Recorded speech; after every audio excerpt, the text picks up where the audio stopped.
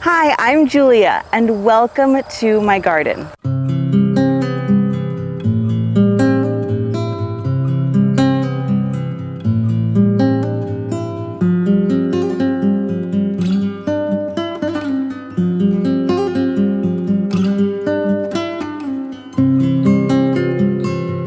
We are in my potager today, which is my fenced-in kitchen garden where I grow herbs, veggies, and flowers. It needs a lot of work. I started this garden about 5 years ago when we were new to the house, and it's been evolving and changing ever since. I've been trying to improve it and get it to kind of my vision. And this really is the first garden that I have grown in ground and all that and designed, and it's obviously quite a big space. So it's been quite a learning curve. And the past year or so, I've been thinking of ways that I can make some improvements as far as the design and structure of the garden. In this video, I'm going to share with you my plans for renovating the potager, as well as what's growing in here right now in early August. A little mini tour, if you will. So make sure you stay to the end to see all the things that are growing. Before diving into the plans that I have to change things up, I did want to address a big elephant or grass in the room, and that is the weeds in the path. So I put the gravel down this path about this time last year in late July of 2023, and I absolutely loved how it looked. This spring, the weeds popped up like crazy, and all of the beds have been weeded at least once, some of them multiple times, and the weeds have just come back. So I'm working through trying to get it. I was trying not to spray anything because, you know, I have veggies and stuff growing here. I may end up having to use some dead weed brew, and that might be more effective in the spring. So we're gonna see.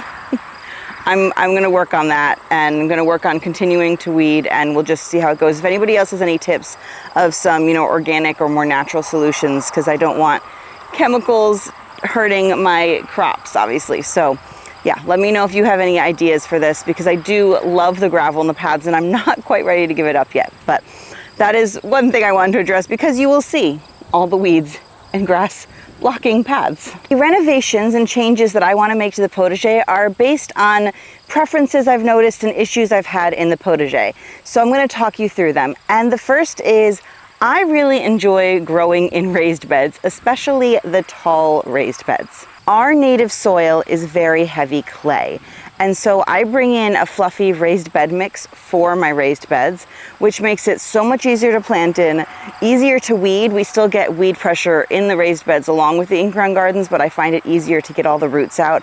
And importantly, it has better drainage. We have been getting really, really wet years. In July 2024, just this past July, our property got over 10 inches of rain, and it's a lot. And clay soil holds onto moisture, so having certain crops, especially in raised beds, is really helpful because it drains and they don't drown. I do have some short raised beds in the back on the west side of the potager that have been there since the beginning, and they are short though. They're actually just you know, the raised beds that were on the property when we moved in, and so I repositioned them. I dug the grass out from underneath them so that the crops could grow down into the native soil as well, because the beds are so short. They're like, I don't know, 6 to 8 inches. And I have been using them quite well the last few years. However, because it's open to the native soil underneath, it is harder to weed than the taller raised beds that I've put in later. And it also leaves access to moles and voles coming up from underneath, which can be a little bit of a problem here. And I've also found that the height is just not as comfortable to work in. So I found that I prefer these taller raised beds that I have put in a couple seasons ago now. I am actually not sure of the exact height, and I should measure them, because I want to put in more tall raised beds. So I want to put a row of beds in basically where I had a fence line garden in the front part or eastern side of my potager where the fence line is. I want to put a row of raised beds there, and then maybe even another row closer to the house beyond that. So I will be extending my potager towards the house, towards the eastern side a little bit, with rows of raised beds. And then eventually I also want to replace these ones here and extend it so it's a full row across. These ones, they've worked generally well for me, but they've had some issues and are not as sturdy as I want them to be. And I would like all of my raised beds to match. So I'm gonna go ahead and start building them myself. I'm not gonna build them all at once. I'm going to try to do a half row or one row at a time. And then hopefully over the next couple of years, I'll have 2 or 3 rows of matching raised beds. This year, in this site over here, I have been growing my onions. Actually, I have to harvest a lot of them. I've harvested kind of one batch that are curing right now, and there's more to harvest, and there's leeks still growing back there. I also have dahlias at the end. I don't think you can see them through all the weeds. And then on the other side over here, I have some cucumbers that I planted kind of late, but it's working out okay. They're starting to grow and flower, so hopefully we'll get a cucumber crop. And then I've got some root veggies, and I have zucchini that's done. The plants have succumbed to vine borers. And then I had my garlic in the end. So the goal today, after filming this video, is to get some beans and probably some more carrots in the other end of this raised bed here. I also have some chamomile, which I should probably cut back so it flushes again, and some calendula there at the edges. So as I just showed you, I do enjoy growing like my root crops especially, and my garlic and such, and onions in raised beds, and some of my zucchini, cucumbers, all sorts of things. In the future, when I have more raised beds, I would love to add my peppers and eggplants. I think will grow better in raised beds, as well as just lots of cut flowers. There's certain cut flowers that I think would look beautiful to have a whole section or whole bed of a flower. I've seen other gardeners have that, and it just looks gorgeous, you know, maybe interspersed cut flowers and veggie crops or whatnot, and some herbs dotted here and there, which helps with, you know, pollinators and preventing some bugs and everything. So that will be wonderful to be able to have more space to grow there. I may even try to put some trellises in places and play with growing tomatoes in raised beds as well. I think it might help with some of the drainage. Even though I've been having pretty good luck with my tomatoes where they are now, and I'll show you that towards the end of the video, it might be better to have some of them or all of them in raised beds. So I think I would like to have the room to play with that. On the other hand, there are crops that I prefer not to grow in raised beds. They need a lot of room, they go wild. So this is things like my pumpkins and squashes, my potatoes I prefer to do in rows, and things like corn and sunflowers, things like that are better in ground, and I would love to have more space for them to spread out. This year and the past few years, I have my pumpkins and my potatoes growing in these larger market garden in-ground beds here on the southern side of my potager, and they have flowers and there's actually some cabbages on the other side there on the edges, and it actually works pretty well. I have been happy actually with this setup. However, I am planning on eventually cutting into these market garden beds with my rows of raised beds, along with something else I'm going to address a little bit later in this video. And so I want to find a different place for large market garden beds. And I was also thinking that it might be better to have these style of beds towards the back of the potager, where they can kind of get a little more messy and wild and aren't front and center. So my thought is to make a large market garden bed in this back section of the potager here, where I currently have the raised beds. So it will be even larger than the area I have for the raised beds. I'm going to cut into, basically there'll be a path where there's a gate opening over on the north side, and then behind that will be market garden beds, just like one big bed that I will make rows. And it will also incorporate, I got to do something with the back fence line, has been weedy. I think I successfully grew in it 1 year, but it's otherwise been unmanageable. You can see the raised beds in the back are all taken over by weeds right now. I do have some bulbs, some tulip and allium and daffodil bulbs that I grew for cut flowers that are in one of these beds, maybe two, as well as some ranunculus and anemones that did not do great this year because we warmed up way too fast. They were not happy. Just the wetness and the warmth. So I'm going to see if I can save at least some of those as I'm moving things around. But the ideal would be to be able to grow things like the pumpkins, rows of potatoes, corn, sunflowers, maybe some other cut flowers grown in rows in betwixt the veggies, maybe even do some dahlias back here if I can do some trellis fencing. So lots of different ideas, and it can change and develop each year depending on how I'm feeling. It'll just be one massive bed with rows. The elder in the northwest corner of the potager will definitely be staying though. She is beautiful. I love her. She's actually just about ready to harvest berries, so I'll be doing that soon. But she's not going anywhere. She is part of this potager and a wonderful part of it. Creating a market garden bed in the back here can and probably will affect my asparagus patch. This is my asparagus, well, this is a weed, but this is my asparagus patch back here. You can see a frond. This one has berries on it, which is quite pretty. And that's okay, because my asparagus bed it has been hard to manage. So I originally thought it'd be fun to plant 2 rows of asparagus so that my kids and I could like run through between the fronds. It was kind of like a secret passageway, if you will, of asparagus. That hasn't been the most efficient way to plant them. We haven't really been frolicking through the asparagus fronds, unfortunately, and it's been really weedy and hard to keep up with. We were able to get a harvest this spring, which was really exciting, but I'm thinking in the future I'm going to move the asparagus. So either into like more rows within the market garden, it would just be like a permanent asparagus row, and or into their own raised bed. So I'm still thinking exactly how I want to do that, and it will be a step that I'll show you when I get to it and decide exactly how it's going to work. I'm going to start clearing on the other side of the market garden bed when we get there, so I have time to think about it and to move them at the correct time, which I think would be fall ideally for me. We'll see. We'll see.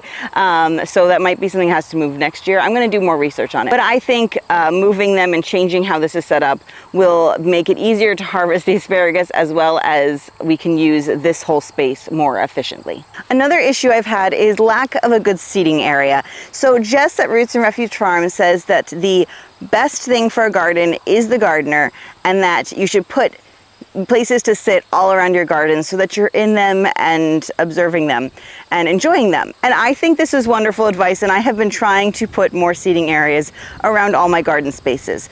Last year, I think, I moved this white table out here, and we've had this for years. This moved with us from when we were in a townhouse. I was on our deck, and it's rough. So I've had a couple issues. The first obvious one being that the top is falling apart. The bottom seems okay though, and so I'm thinking of building a new top for it. My son, who is 9, likes to help me with woodworking projects, and we're both beginners, but we like to try, and this seems like a good project to work on together. So hopefully I'll be building a new top for this. I put it in the grass in a little section near the northern gate opening of the potager, where I was mowing this little section of grass, and it was there, but you have to keep mowing it, and that's not something that I'm on top of. If you've watched my videos, I have a lot of large gardens, and I have 4 kids that I'm homeschooling, and we've had just a lot of stuff going on so I am not great at being able to keep up. I can't be out here every day weeding and mowing and all that. So the grass and the weeds, there's like thistle in there and burdock, keep getting a little long, and it's not comfortable to use it in that space. And then every time I mow, I'd have to move it. So right now it's actually been moved since the last time I mowed, and I actually need to come in and probably weed whack before I can mow again. But those have been issues. So to fix that, in addition to getting a new top on the table, I am going to clear a space near the other side, near the south entrance of the potager, where the market garden beds are. Well, part of the market garden beds, part of where herb beds and the bean and pea structure. We'll get just gravel, which again, hopefully I can figure out how to manage the weeds in the gravel, but we'll get gravel again so that I can put the table and seats over there. And eventually I have some ideas for how to make that like really a lovely area. Some things I'm thinking about are maybe putting in a pergola that I can either like grow vines up or put some shade cloth or something over, so there's a little bit of shade, because we are, I picked like the big sunny spot in the middle of the field here, and it does get quite hot when working out here sometimes. So it might be nice to have a little bit of a shady area where I can take a break and sit, and then we can actually just like come out and have a meal or sit out here and do some art or some school or something out in the garden, in the potager space. That might be nice. Other ideas include maybe adding a fountain in, having some other like smaller, more decorative raised beds and or pots.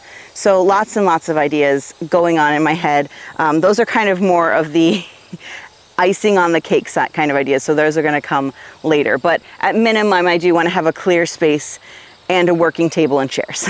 Because I will be using the space that I have been using for my herb beds in that seating area, then I thought it'd be really nice actually to make the beds that I have around the quince tree here into more perennial, mostly perennial with some annuals thrown in, herb beds. So this is actually a project I wanted to get done this spring and I haven't gotten to it. So it's actually after I get some beans and carrots planted and do a little bit more weeding in the path. This is my next like big step and I'll bring you along and make a video about it. But I'm hoping to clear out these beds. I'm gonna take off the landscape fabric and work on the soil a little bit. Herbs actually don't love a super rich soil, but I don't want it to be like really wet and soggy. So I am going to try to build it up a little bit. I'm thinking through exactly how I want to do that in a way that's not super expensive.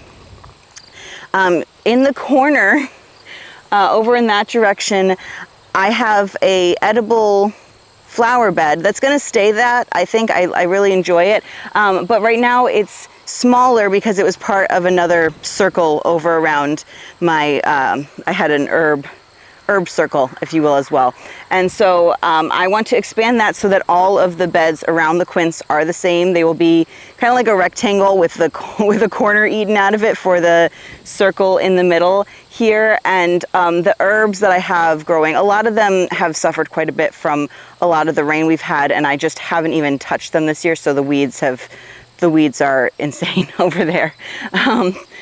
But I'm gonna go, I know there are still some herbs in there, so I'm gonna be going through and I'm actually gonna transplant them into their new beds. I'm not just gonna mow over them or anything. So, but we gotta prep this area first. We gotta expand the edible flower bed. And I do have some perennials in there already that I do enjoy. I have a bergamot, a rebalm, the purple variety in there.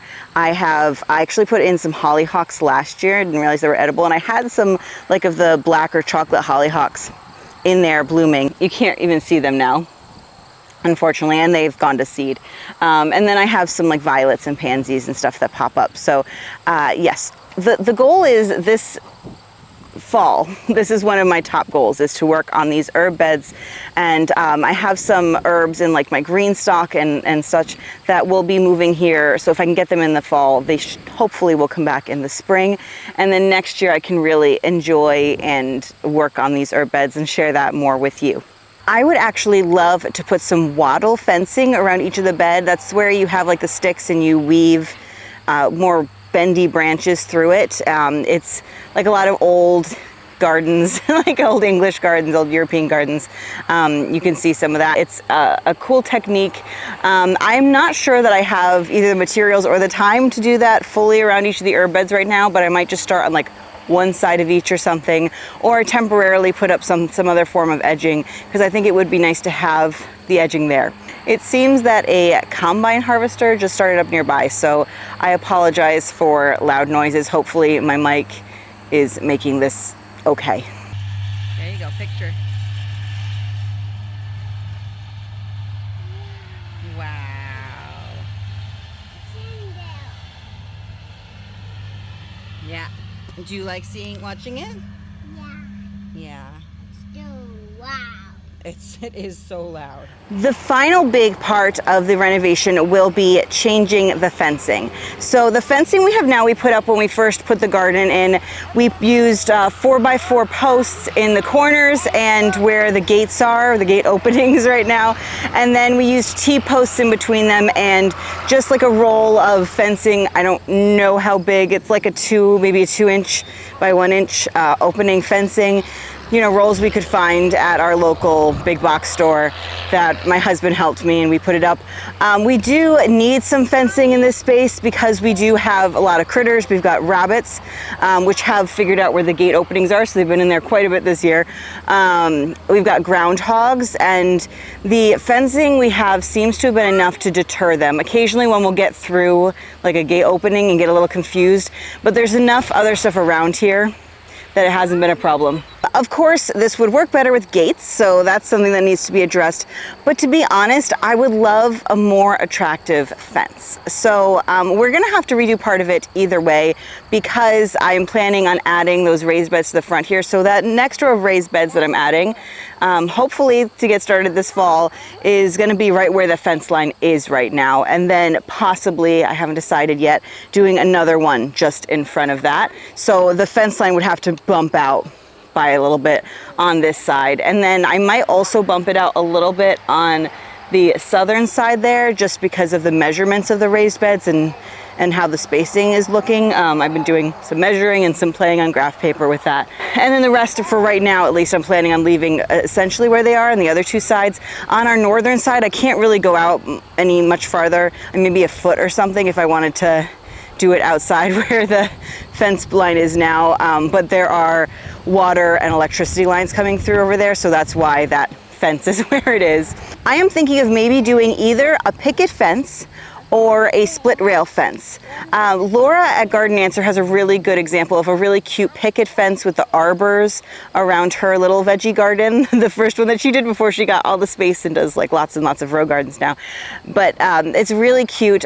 She has it in black, which really works for her aesthetic. I was thinking I would either leave mine natural or go with, there's this green paint, this green stain, I guess, that's like whey-based paint that I've gotten from Gardener Supply, and I actually started doing some of the posts with it. You can see the gate posts, and the gates that I had made before they broke were also painted in that shade. So I could do maybe that, or maybe just like a natural-ish color with a protective stain. So that could be cute.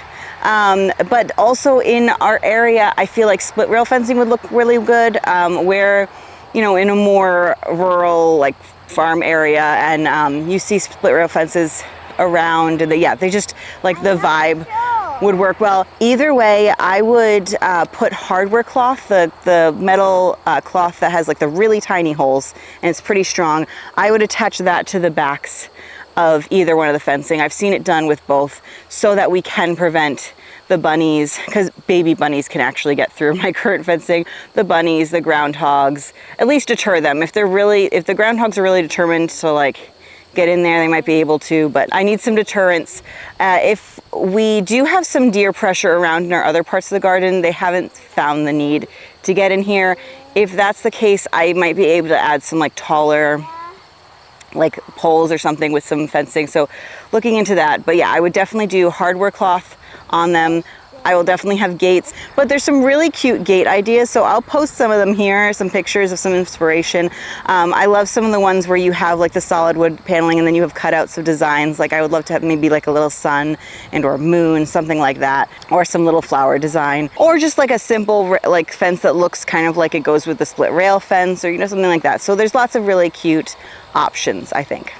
And we do like this, you can prominently see my potager from the house, from like the kitchen window and from our deck where we have seating right now. It's, right in front of our beautiful mountain views. Hopefully you can see that in the background. And so having it look a little less messy and a little more polished, with a finished fence line and like the neater raised beds in the front, I think will be really nice. Okay.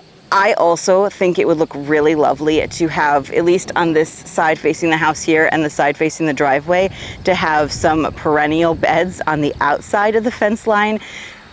I think that would be beautiful, but that is like above and beyond, and I really should take care of everything else first. Okay, I did say the fence was the last big part of the renovation, but there is a bonus.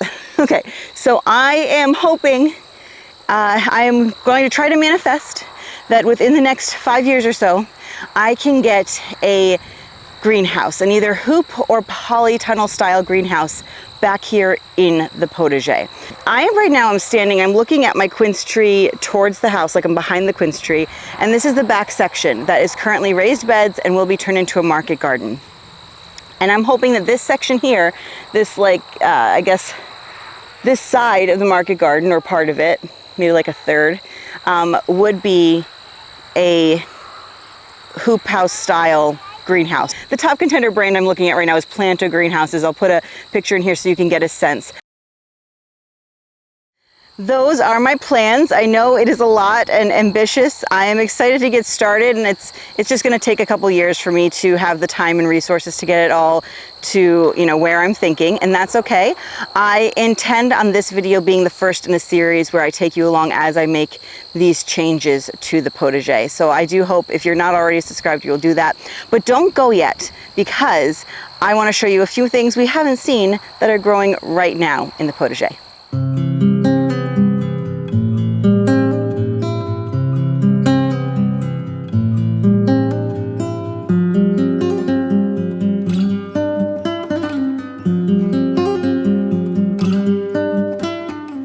showed you the onions in the onion bed, and we got some cucumbers growing in over there and some messy root crops and such.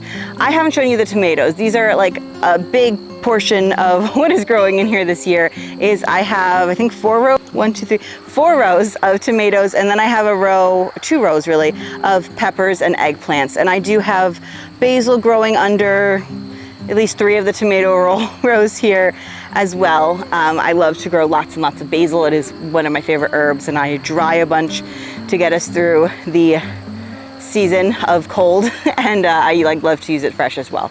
So let me give you a close-up of the tomatoes for a minute and show you a little bit more about them. Okay, so down this row we have some Sunrise Bumblebee. I put cherry tomatoes like on the edges here. Sunrise Bumblebee here, which is more of a yellow, orangey tomato, and then I've got Chadwick Cherry, which is red.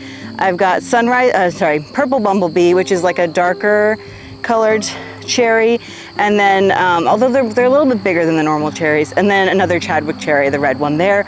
This row also has Dr. Weitsch's, which is a yellow slicer that we love, and Orange Plum, which is a paste tomato that's like more of a yellow-orange color that I really enjoy. It's got a milder flavor.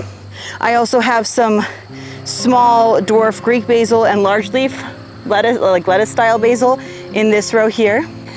Then here I have, let's see, I did put labels on them. I have German Johnson, that's a new slicer to me this year. The ones I've gotten so far haven't been as big as some other slicers, but they've been really good. I've enjoyed them. And then I have a bunch of San Marzano paste tomatoes in there. I like to make sauce with my tomatoes, so I try to grow a lot of paste tomatoes. Oh, and there is a purple opal. It actually might be a mix of purple opal and amethyst basil, which are both purple, and I can't tell them apart, but they're delicious. And then let's see here. I have Pianolo del Vesuvio, which is a small paste tomato that, since they're small, they're not like, I wasn't sure I would like them being that small for a paste tomato, but they're really delicious, so I still grow them. I just have one of those plants. Then I have some Cherokee Purple and some Principe Borghese, which are really good for drying. So I keep trying. I dry them in my oven, and I'm still working on doing that well. So working on that. The last row here has, let's see, but after the Chadwick Cherry, I believe the last one's almost a full row of Amish paste. On the end there is a Dwarf Arctic Rose, which is a determinate tomato, small one.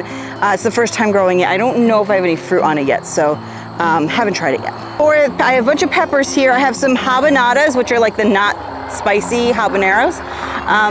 I've got some different like snacking peppers. I think I've got Red Picnic, Cornito Giallo, which is yellow. I've got a Crimson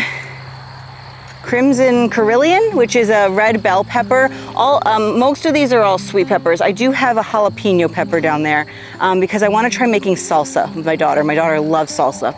Then I have some eggplants here. There's 2 varieties. There's a ping tongue, which is long, and a listada de gandia, which is like smaller egg-shaped. It's cute. I mean, it's eggplant, so egg-shaped makes sense. And then there's some basil here that's actually more for like cut arrangements or specialty basil. So we've got lemon, lime, and Thai basil along here. And I do cut these for arrangements. They smell so good. I also like the Thai I use in some dishes, and the lemon and the lime can be really good for tea. I've already shown you this raised bed here with the onions. I think I'm gonna pop over to the market garden bed and just show you a little bit more detail on what I'm doing with my squash and pumpkins and my cut flowers. I got pumpkins growing over here. I actually have some squash too. I have a whole row of spaghetti squash because it's one of our favorites and we eat it throughout the winter. And then I just have like a variety of pumpkins, and I don't even fully remember what's where because some of the tags got lost. So it's just gonna be fun to see what happens. I love having lots of different varieties of pumpkins. So most of them are growing pretty well right now. A couple are borderline, but fingers crossed we get some pumpkin harvest this year. I also have this row here of flowers. This is some amaranth and some celosia, I think. It got kind of mixed up in the tray. And then there's some zinnias, or there were, on the ends there. So we'll see how that grows. And I did incorporate some sunflowers. You could see some taller plants in the middle of the bed there. Those are sunflowers. I need to sow some more actually. I might just find some ones that are fast growing to just sow because I don't have as many as I wanted to. So Here are my rows of snapdragons and zinnias. The zinnias look fantastic right now. They're loving their lives. They look great. There's a little bit of Japanese beetle stuff going on, but overall, not a big deal. They like the roses and hollyhocks better.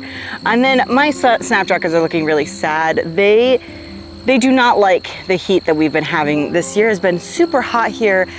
Most of the summer we've had days with highs in the high 80s, which is really unusual for us here. And the humidity has been, I can't even describe. I mean, last week it was like a 92% humidity average day to day. So just so humid, so wet, and so hot. I mean, it feels like we're in a tropical area almost. It's not that hot, but we're not used to it up here in Vermont. Anyway, I think the snapdragons, I recently came in and just like cut some of the seed heads off. And I'm hoping in the fall we'll get another flush because they like it cooler. Along the inside of the fencing here on the south side, I do have some flowers as well. I have some straw flowers. I have some rudbeckia back there. And then next to me, I have some scabiosa. There's a lot of weed pressure in here. I had planted lisianthus and I can't even get to it right now because of the weeds in the path, which is really sad. So I can't even tell if it's growing in there. I think it might have just been crowded out by weeds. You win some, lose some, and it's not a lisianthus year right now, I don't think. Behind the zinnias here, I have rows, I think 4 rows of potatoes. And I don't remember where each variety is, but my new one to me this year, I think is Huckleberry Gold. It's got a golden inside, like flesh, like yellow flesh. And then the outside is a really pretty purple color. I have actually some new fingerling ones too. I've got a Magic Molly, which I think is a small purple, a French fingerling, which is like, I think it's white in the middle and then it's got red on the outside. I've got Adirondack Red and Adirondack Blue, which I've grown in the past, which are great. They're really like pink and purple, not red and blue, but we like to make fun colored mashed potatoes out of them. They're also really pretty to do like an assortment of different colored potatoes, like in a roast. And then I like Satina it's just like a good yellow potato, all around great and stores pretty well. And I've grown Yukon Gem in the past and I can't remember if I'm growing that this year. So that's what's happening in there. They were looking really good. They flowered. They're actually, I can harvest them now. The Huckleberry Gold ones have all died back. And so I did start harvesting them and I should start harvesting some of the others. I've kind of just been harvesting them as we need them. And then I'll do like more of a bulk harvest later. But I found that they keep pretty well in the ground for me at this time of year. So I need to make space and be ready before I harvest like the bulk of them. So at some point, obviously before the frost, we'll do that. But they seem okay for right now, and some of them I think are still growing. I just startled a bunny. As I told you, they're all over the place. So back here, I do have a row of, I had peas that have all kind of either disappeared or gone like dried out, and so I'm probably gonna try to harvest those for seeds. And then I have cabbages, and I had lettuce, which is all bolted, and I just kind of let it go for pollinators and such. So yeah, that's what's back here, and I do have chard on the other side there on the edge, which looks like it's been a tasty treat for some wildlife as well. So I can't really blame them. I also like chard. That is my potager in August 2024. Hopefully you liked this tour. Let me know what you think of my renovation plans. I'd love to know what you think about the fencing ideas. If you have any other ideas that you would suggest as far as elements to incorporate in the potager. If you liked this video, make sure to give it the thumbs up and subscribe if you want to see more. And until next time, I hope you're all well and getting out in your gardens. Happy gardening, friends.